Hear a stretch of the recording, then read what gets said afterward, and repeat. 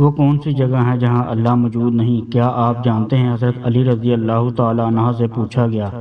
اب تک کا سب سے مشکل سوال۔ یہودیوں نے حضرت علی رضی اللہ تعالی عنہ سے پوچھا کہ بتائیں جہاں خدا نہیں ہے۔ بسم اللہ الرحمن الرحیم۔ ناظرین، اللہ تعالیٰ نے حضرت علی رضی اللہ تعالیٰ عنہ کو عقل و خرد کی اس قدر رافع و اعلیٰ صلاحیتوں سے نوازا تھا کہ جو مسائل دوسرے حضرات کے نزدیک پیچیدہ اور غیر حل شدہ سمجھے جاتے تھے، انہی مسائل کو وہ آسانی سے حل کر دیتے تھے۔ اکابر صحابہ کرام رضوان اللہ علیہ مجمعین ایسے اوقات سے پناہ مانگتے تھے کہ جب کوئی مشکل مسئلہ پیش آ جائے اور اس کے حل کے لیے حضرت علی رضی اللہ تعالیٰ عنہ موجود نہ ہوں۔ ایک دفعہ یہودیوں کی ایک جماعت حضرت علی رضی اللہ تعالیٰ عنہ کے پاس آئی اور وہ حضرت علی کرم اللہ وجہ الکریم کے علم اور دانائی کے مقام سے واقف تھے۔ وہ نادان یہ سوچ کر آئے تھے کہ اگر کسی طریقے سے وہ حضرت علی رضی اللہ تعالیٰ عنہ کو علمی بنیاد پر شکست دے دیں تو اس سے مسلمانوں کو شرمندگی ہوگی اور ہر طرف ہمارا ڈنکا بجنے لگے گا۔ اس یہودی جماعت نے یہ بھی منصوبہ بنایا کہ ہم نہ صرف آپ سے سوال کریں گے بلکہ آپ سے سوال آپ کی کتاب یعنی قرآن مجید سے نہیں بلکہ اپنی کتاب یعنی تورات سے کریں گے۔ اس جماعت نے من ہی من میں یہ سوچ لیا تھا کہ اگر حضرت علی رضی اللہ تعالیٰ عنہ ہماری شرائط کے مطابق تورات سے جواب دینے پر راضی ہو بھی جاتے ہیں تو یہی ہماری جیت ہوگی۔ لیکن کیسے؟ ناظرین، یہودیوں کی اس جماعت کا ماننا کچھ یوں تھا کہ حضرت علی رضی اللہ تعالیٰ عنہ بہرحال حضرت محمد صلی اللہ علیہ وآلہ وسلم کے ماننے والے ہیں اور حضرت محمد صلی اللہ علیہ وآلہ وسلم پر قرآن پاک نازل ہوا تو یہ بات ممکن نہیں کہ حضرت علی رضی اللہ تعالیٰ عنہ کسی صورت تورات کے سوالوں کا جواب تورات سے ہی دے سکیں۔ ناظرین، یہودیوں اس کی جماعت کا سربراہ جس کا نام راس الجالوت تھا، اس کی زیر قیادت یہ جماعت حضرت علی رضی اللہ تعالیٰ عنہ کے پاس آئی تھی۔ راس الجالوت بولا، اے علی، ہم لوگوں نے آپ کے علم کا بہت چرچا سنا ہے۔ حضرت علی کرم اللہ وجہ الکریم مسکرا کر بولے، تو کیا اس بات کی تصدیق کرنے آئے ہو؟ راس الجالوت بولا، ہم آپ سے چند سوالات کریں گے، آپ کو ان سوالوں کے جواب ہماری کتاب تورات سے دینا ہوگا، اور اگر آپ نے سب کے سامنے ہمارے سوالوں کے جواب دے دیے تو ہم آپ کو باب العلم مان لیں گے۔ حضرت علی کرم اللہ وجہ الکریم نے مسکرا کے جواب دیا، میں فی الحال اس بات سے بالکل غافل ہوں کہ تم لوگ کیا سوالات کرو گے اور تم کیا سوچ کے آئے ہو۔ اگر میں تمہارے سوالوں کے جواب دینے میں کامیاب ہو گیا تو کیا تم لوگ دین اسلام قبول کرو گے؟ یہودی اس بات پر آمادہ ہو گئے کہ اگر ان کے تمام سوالوں کے جواب انہیں تورات سے مل گئے تو وہ یہودی مذہب چھوڑ کر اسلام قبول کر لیں گے، اور یہ اس بات کی دلیل ہوگی کہ جن سے آپ نے علم سیکھا ہے وہ یقیناً اللہ کی طرف سے بھیجے گئے سچے نبی ہیں۔ ناظرین، اب تمام معاملات طے پا چکے تھے اور پورا مجمع خاموش ہو کر بیٹھ چکا تھا۔ سوالوں کا سلسلہ شروع ہوا تو یہودی عالم راس الجالوت نے مجمع کی جانب دیکھا اور علم کے تکبر سے بھرپور لہجے میں سوال کیا، اے علی، یہ بتائیے کہ وہ کون سی چیز ہے جو خدا کے لیے نہیں ہے؟ یہودی یہ جانتے تھے کہ مسلمانوں کی کتابوں میں درج ہے کہ ہر چیز اللہ کے لیے ہے، اور اس بات کا جواب حضرت علی کے لیے دینا ناممکن ہوگا۔ مجمع میں بیٹھے تمام افراد سوچ میں ڈوب گئے کہ کائنات میں کوئی ایسی چیز بھی ہے جو اللہ کے لیے نہ ہو۔ تب حضرت علی رضی اللہ تعالیٰ عنہ نے بغیر کسی توقف کے فرمایا کہ تم جاننا چاہتے ہو کہ وہ کون سی چیز ہے جو اللہ کے لیے نہیں ہے، تو اس کا جواب شرک ہے۔ اللہ ہر قسم کے شرک سے پاک ہے۔ تمام مجمع جو بیٹھا سن رہا تھا بے ساختہ واہ واہ کہہ اٹھا۔ ناظرین، اب راس الجالوت نے دوسرا سوال کیا، اے علی، یہ بتائیے کہ وہ کون سی جگہ ہے جہاں اللہ موجود نہیں ہے؟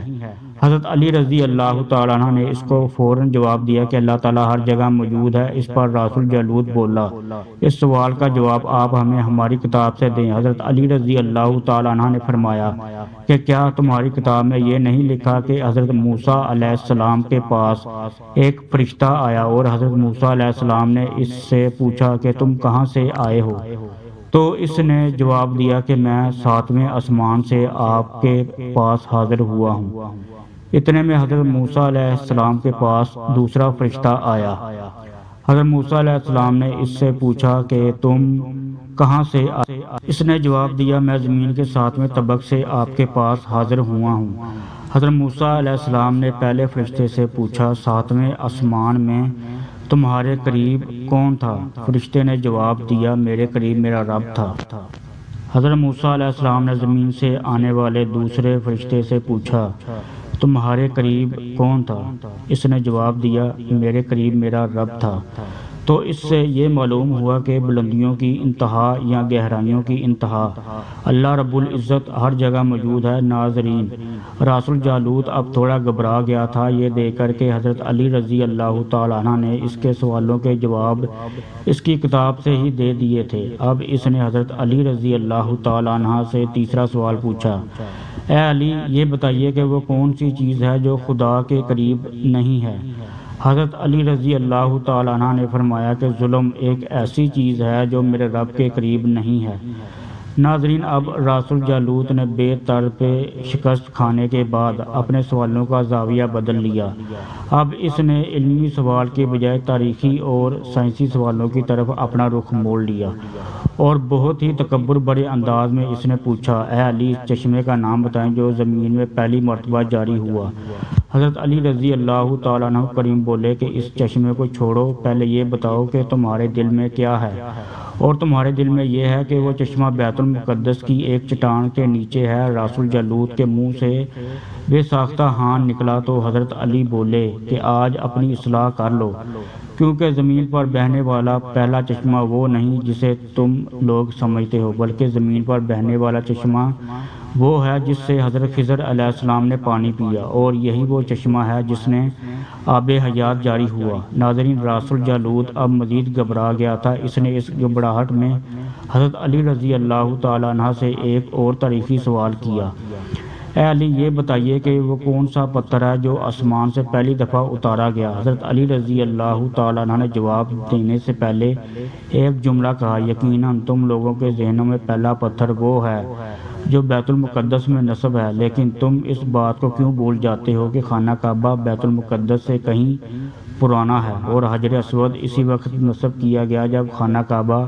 پہلی دفعہ تعمیر ہوا تھا، اور وہی پہلا پتھر ہے۔ یہودی آپ کے جوابات سن کر ہمت نہ کر سکے کہ انہیں غلط قرار دے، کیونکہ آپ ان کے جوابات انتہائی دلیل کے ساتھ دے رہے تھے اور ان کی اصلاح بھی کرتے جا رہے تھے۔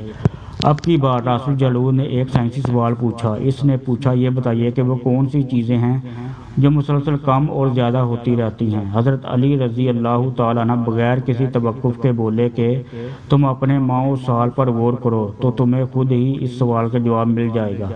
راس الجالوت نے پوچھا وہ کیسے؟ آپ نے فرمایا کوئی دن اگلے دن کے برابر نہیں ہوتا، اسی طرح گزشتہ رات اگلی رات کے برابر نہیں ہوتی۔ یہی وہ دو چیزیں ہیں جو مسلسل کم اور زیادہ ہوتی رہتی ہیں۔ راس الجالوت نے جواب سن کر حضرت علی رضی اللہ تعالیٰ عنہ سے ایک اور سوال کیا کہ زندہ رہنے کی پہچان سانس لینا ہے، کیا کائنات میں کوئی چیز ایسی بھی ہے جو سانس لیتی ہے مگر زندہ نہیں؟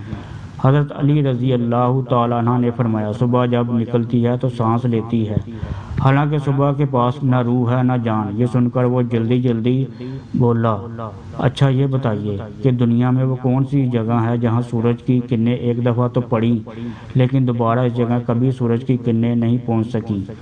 حضرت علی رضی اللہ تعالیٰ عنہ نے فرمایا ہاں، یہ سمندر کی وہ جگہ ہے جہاں سے حضرت موسیٰ علیہ السلام اور ان کی قوم گزری تھی، اور سمندر اللہ تعالیٰ کے حکم سے 2 حصوں میں تقسیم ہو گیا تھا۔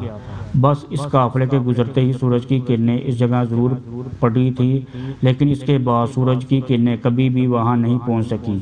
ناظرین، جواب پاتے ہی اس نے حضرت علی رضی اللہ تعالیٰ عنہ سے پھر سوال کیا کہ یہ بتائیں کہ وہ کون سی 2 چیزیں ہیں جو ہمیشہ غائب رہتی ہیں، اور وہ کون سی 2 چیزیں ہیں جو ہمیشہ حاضر رہتی ہیں؟ حضرت علی رضی اللہ تعالیٰ عنہ نے فرمایا کہ آسمان اور زمین کی طرف دیکھو، یہ دونوں تمہیں کبھی غائب نظر نہیں آئیں گے، یہ دونوں ہمیشہ حاضر رہتے ہیں، اور موت اور زندگی کو ڈھونڈو تو تمہیں ان کے بارے میں کبھی پتہ نہیں چلے گا کہ وہ کہاں ہیں اور کب آ جاتی ہے۔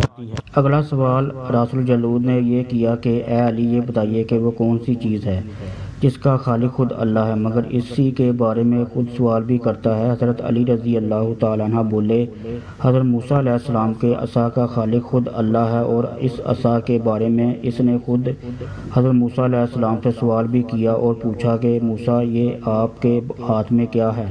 پھر اس نے اگلا سوال کیا کہ بیت اللہ کا طواف تو ذی حیات کرتے ہیں، لیکن اس بے جان چیز کے بارے میں بتائیں جس نے بیت اللہ کا طواف کیا۔ حضرت علی کرم اللہ وجہ الکریم بلا توقف بولے کہ کشتی نوح کے ایک ایسی بے جان چیز ہے جو طوفان کے دوران اس مقام پر پہنچی جہاں بیت اللہ ہے، تو اس نے اس کے گرد 7 چکر لگائے۔ راس الجالود نے باب العلم حضرت علی رضی اللہ تعالیٰ عنہ سے کئی سوال کیے اور تمام کے جواب آپ رضی اللہ تعالیٰ عنہ نے بالکل ٹھیک بلا توقف دیے۔ تو مجمع میں بیٹھے ایک یہودی بولا کہ حضرت دنیا میں ہر شخص سوچ کے جواب دیتا ہے، لیکن آپ تو ہر سوال کا جواب بلا توقف دے رہے ہیں۔ حضرت علی رضی اللہ تعالیٰ عنہ نے اس سوال کے بدلے اس یہودی سے ایک سوال کیا، بتاؤ تمہارے ہاتھ میں کتنی انگلیاں ہیں؟ اس نے فوراً جواب دیا، 5۔ حضرت علی رضی اللہ تعالیٰ عنہ نے فرمایا، تو نے بھی تو فوراً میرے سوال کا جواب دے دیا۔ اس یہودی نے کہا، یا علی یہ کیسی بات ہوئی؟ مجھے معلوم ہے کہ میرے ہاتھ میں 5 انگلیاں ہیں۔ یہ سن کر حضرت علی رضی اللہ تعالیٰ عنہ نے مسکراتے ہوئے کہا، مجھے بھی یہ سارے علم ایسے ہی معلوم ہیں جیسے تجھے یہ معلوم ہے کہ تیرے ہاتھ میں 5 انگلیاں ہیں۔ یہودی نادان نہیں جانتے تھے، باب العلم کے پاس کائنات کے رازوں کا علم ہے، لیکن جب انہیں تمام سوالات کے جوابات ٹھیک مل گئے تو راس الجالود سمیت تمام گروہ نے کلمہ پڑھا اور سب کے سب دائرہ اسلام میں داخل ہو گئے۔ ایک دفعہ ایک شخص نے وصیت کی کہ اس کے 17 اونٹ اس کے 3 بیٹوں میں اس طرح تقسیم کیے جائیں کہ بڑے بیٹے کو کل تعداد سے آدھے اونٹ میں، درمیانے کو کل اونٹوں کا تیسرا حصہ، جبکہ سب سے چھوٹے بیٹے کو کل تعداد کا 9واں حصہ ملے۔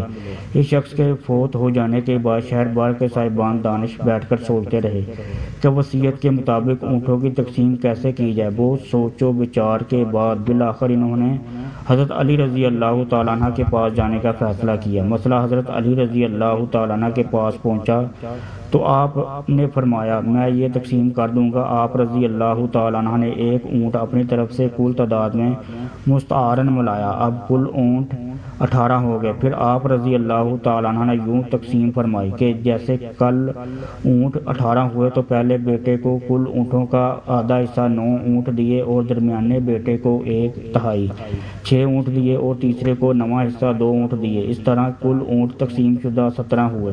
اس کے بعد آپ رضی اللہ تعالیٰ عنہ نے اپنا آدھا ادار دیا ہوا اونٹ واپس لے لیا۔ یہ تھی ناظرین حضرت علی رضی اللہ تعالیٰ عنہ کی ذہانت، جن کے سامنے کوئی بھی بات ناممکن نہیں تھی۔ اللہ پاک ہمیں بہتر عمل کرنے کی توفیق عطا فرمائے اور ہمیں نیکوکاروں میں شامل کرے، آمین۔